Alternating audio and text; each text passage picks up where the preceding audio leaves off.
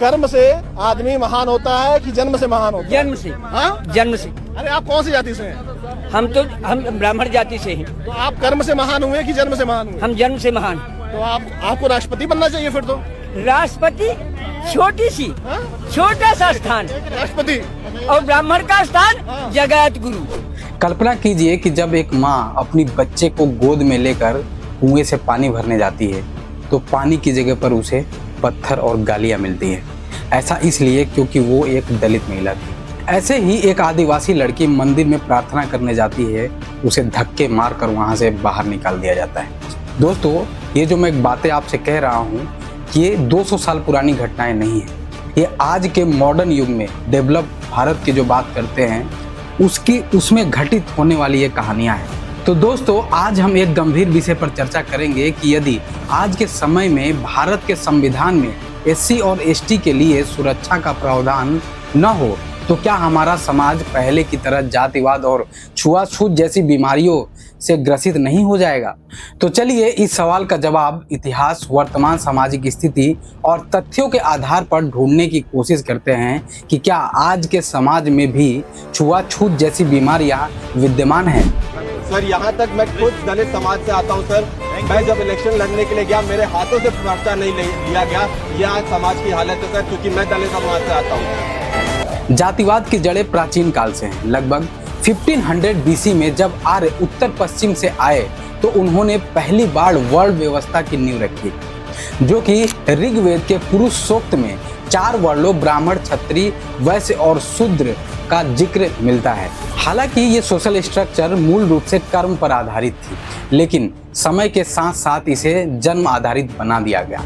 जो लोग upper caste में पैदा होने लगे उन्होंने इसे स्टेबल बना दिया। उनका मानना ये था कि अगर पावर हमारे हाथ में है तो हम इसे दूसरों के हाथ में ट्रांसफ़र क्यों करें। उनका मानना ये था कि अगर हम ब्राह्मण, क्षत्रिय के रूप में पैदा हुए हैं तो हमारे बच्चे शूद्र और वैश्य के रूप में क्यों पैदा हों, क्यों जाने जाएं।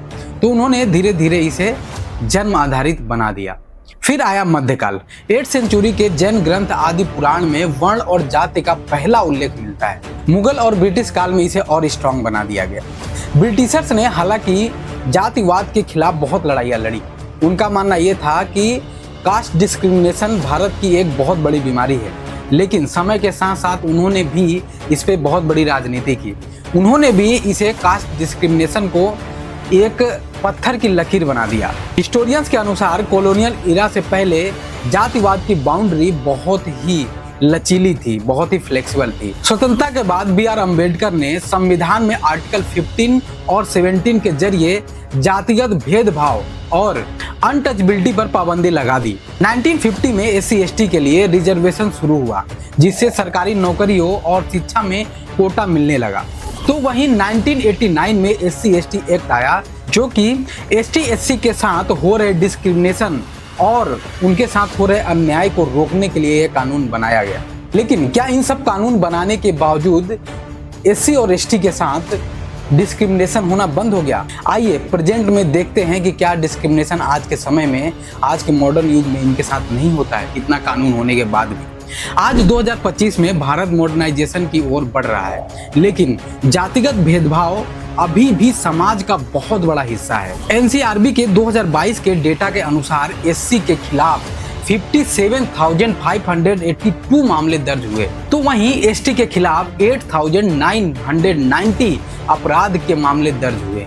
ये मामले उत्तर प्रदेश, राजस्थान, मध्य प्रदेश जैसे राज्यों में सबसे ज्यादा दर्ज हुए। इसका मतलब ये है कि इन राज्यों में सबसे ज्यादा SC/ST के साथ डिस्क्रिमिनेशन जैसी घटनाएं, अपराध जैसी घटनाएं घटित हुई।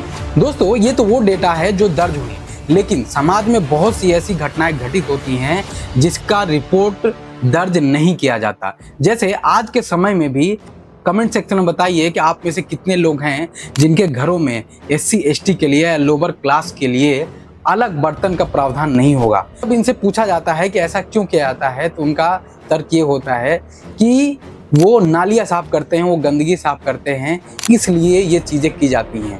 हमारे दिमाग से, हमारे दिलों से हम ऐसा नहीं करते कि वो नीचे जाते हैं इसलिए। लेकिन सच्चाई क्या है, कमेंट सेक्शन में आप बताइए। अगर आप ऑनेस्टी से, ईमानदारी से बताना चाहें तो जुलाई 2024 में जयपुर के एक सरकारी स्कूल में एससी छात्र को अलग बैठाने पर मजबूर किया गया।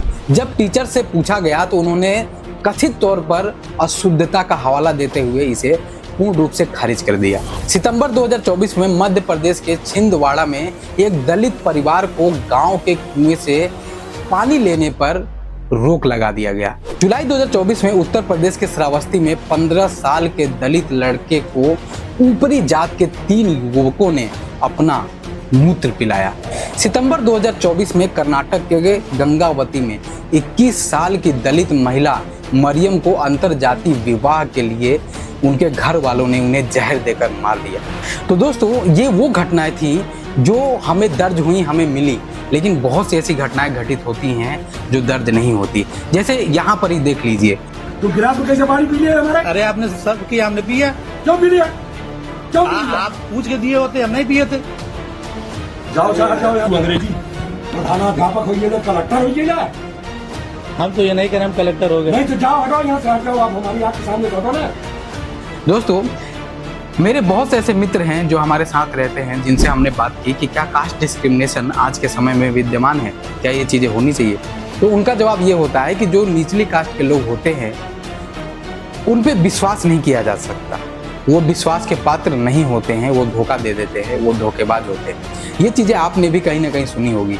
लेकिन मेरे साथ एक ऐसी घटना घटित हुई जो एक अपर कास्ट, जो कि कास्टिज्म का जो क्लासिफिकेशन होता है उसमें जो सबसे अपर कास्ट में आते हैं, उन्होंने इतनी बेहूदगी की हरकत की, इंसानियत को तार तार कर देने वाली हरकत की, जो कि मैं आपको कैमरे पर बता नहीं सकता। तो क्या मैं ये मान लूं कि अपर कास्ट के लोग भी विश्वास के पात्र नहीं होते? एक दो घटना से अगर हम ये डिसाइड कर लें कि लोअर कास्ट या SC ST कास्ट के जो लोग होते हैं वो विश्वास के पात्र नहीं होते। मैं ये जानना चाहता हूँ कि ये जो कास्ट है, ये जो लोग होते हैं, ये क्या किसी और गोला से आते हैं, किसी और प्लेनेट से आते हैं? ये हमारे आपके जैसे ही बायोलॉजिकल, जैसे हम और आप पैदा होते हैं वैसे ही ये भी बोर्न होते हैं। तो आखिर इनके साथ इतना डिस्क्रिमिनेशन क्यों?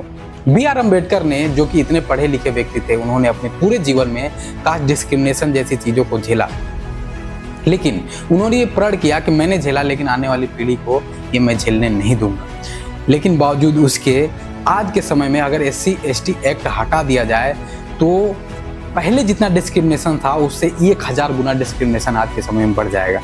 जब कोई कास्ट की बात करता है, जैसे मैं कास्ट में इक्वालिटी की बात कर रहा हूँ, तो आप कमेंट सेक्शन में जाकर देखिएगा, जब अगर ये वीडियो चला तो कमेंट सेक्शन में जाकर देखिएगा किस किस तरीके की बातें की जाती है। इस बात से आप भी इनकार नहीं कर सकते कि आज के समाज में भी ये बहुत बड़े मात्रा में विद्यमान है। मैं उन लोगों से जानना चाहता हूं कि आप कहने को तो कह देते हो कि आज के समय में ये चीज़ें नहीं हैं, लेकिन मैं आपसे जानना चाहता हूं कि क्या सच में, दिल से जवाब दीजिए, कमेंट सेक्शन में अपनी राय लिखिए कि क्या सच में कास्ट डिस्क्रिमिनेशन आज के समय में नहीं है।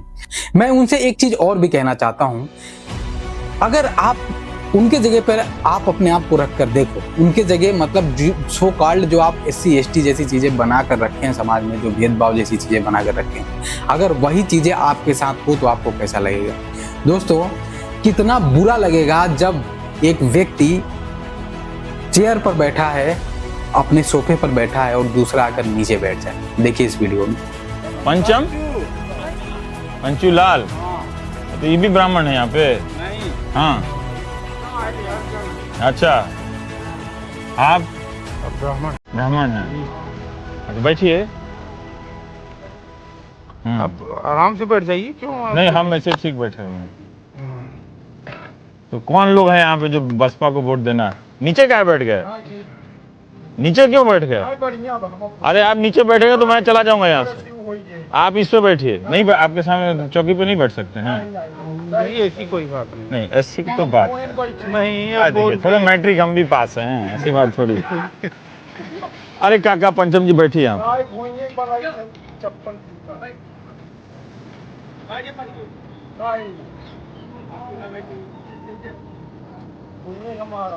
अब देखिए, टीवी पर लोग देखेगा तो क्या कहेगा? अब ये तो आपकी अपनी इज्जत का, बुला के बिठाइए उनको, आ नहीं रहे। तब हम चले जाते हैं भाई, बड़ा अजीब लगेगा। हम नहीं बात कर सकते हैं, हम नहीं बात कर सकते हैं।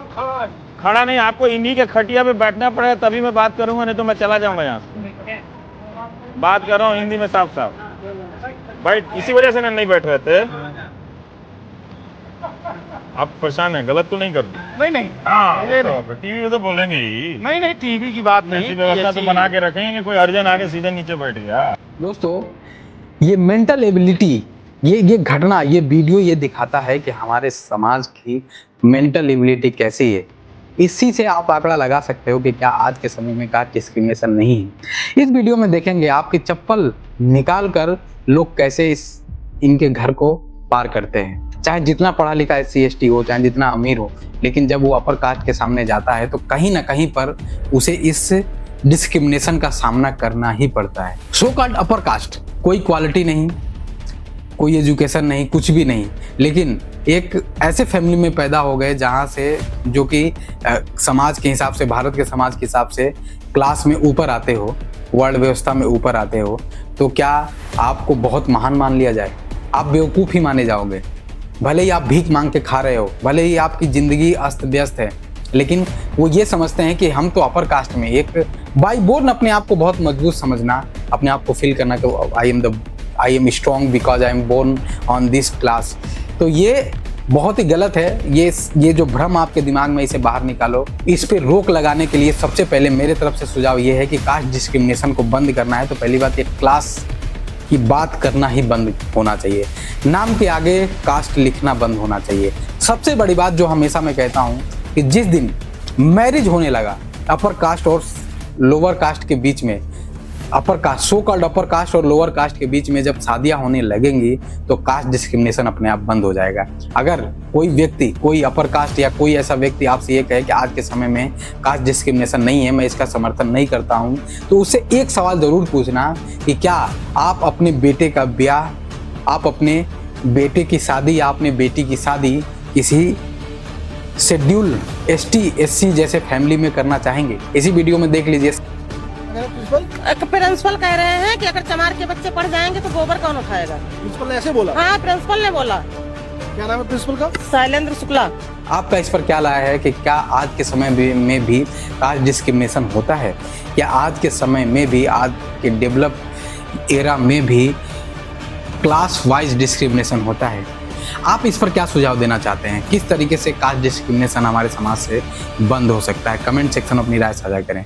अगर ये जानकारी अच्छी लगी हो, अगर आपको ऐसा लगा हो कि कास्ट डिस्क्रिमिनेशन जैसी चीज़ें समाज में बंद होनी चाहिए, तो इस वीडियो को उन दोस्तों के पास ज़रूर भेजें जो कहते हैं कि कास्ट डिस्क्रिमिनेशन मैं नहीं करता, या उनके पास ज़रूर भेजें जिनके साथ कास्ट डिस्क्रिमिनेशन हुआ हो। और आप लोगों के साथ जिनके साथ ऐसी चीज़ें घटित हुई हों, प्लीज़ कमेंट सेक्शन में अपनी राय ज़रूर साझा करें, ताकि वो डाटा लेकर मैं अगली बार और मजबूती से अपना प्रूफ रख सकूं, अपनी बातें कह सकूं। और उनके साथ जो इस चीज़ को नहीं मानते, इनका विरोध करते हैं, वो भी कमेंट सेक्शन में लिखेंगे क्या वो शेड्यूल कास्ट, शेड्यूल ट्राइब्स में शादियाँ कर लेंगे? कमेंट सेक्शन में ज़रूर लिखें। जय हिंद, वंदे मातरम।